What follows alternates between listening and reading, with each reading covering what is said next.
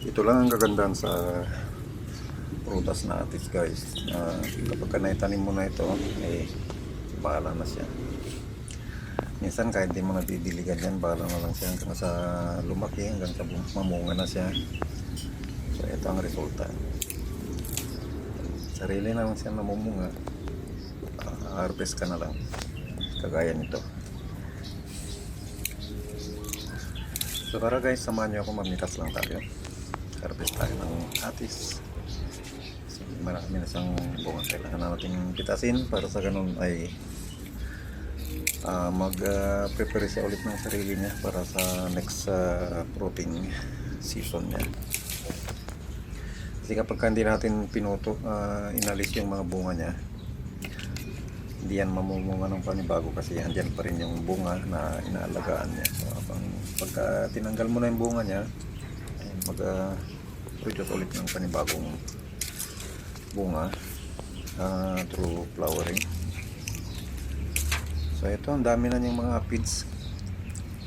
Ang prutas kasi kapag matamis, gustong gusto ng mga aphids na kapitan. Kagaya nito, punong-puno ng aphids guys, pero hindi naman siya sira.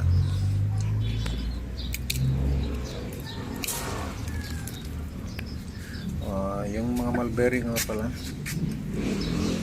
karoon ng bale, hindi tayo makaka-harvest ng marami sa mulberry dahil sa nauuna palagi yung mga ibon. Gustong gusto kasi yung mga ibon. Wala kasing prutas na makita nila kundi dito lang sa aking backyard. Dito lang sila makakita ng prutas sa ngayon, tag-ulan. Kaya ang pinag-iinitan nila yung mulberry. Minsan naman kapag napapabayaan ko itong apis na mahinog sa puno, ayun, sila nang nagiging habang yung mga ibon na yan. So ito guys, ang dami-daming dumi. Ang mga dumi na yan ay yan yung tinatawag na aphids. Ayan, ganun karami kumapit na aphids dito sa may atis. Pero hindi naman siya sira, matigas naman ito. Kumapit lang ng kumapit, hindi ko kasi ito nabalot.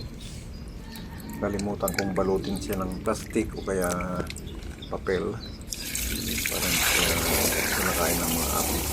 So ito ang nangyari, ang daming mga aphids, sobra, ang daming kumapit. Ayan, halos isang timba na malitang nakuha natin. Meron pa natira guys yun sa puno.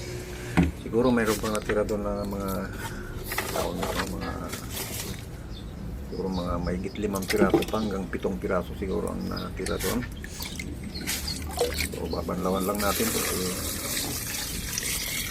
marami-rami ito, kailangan banlawan para sa ganun ipapatok natin sa lupa. Ang daming mga uod, uod, ang daming mga langgam, tapos aphids, so kailangan natin linisan.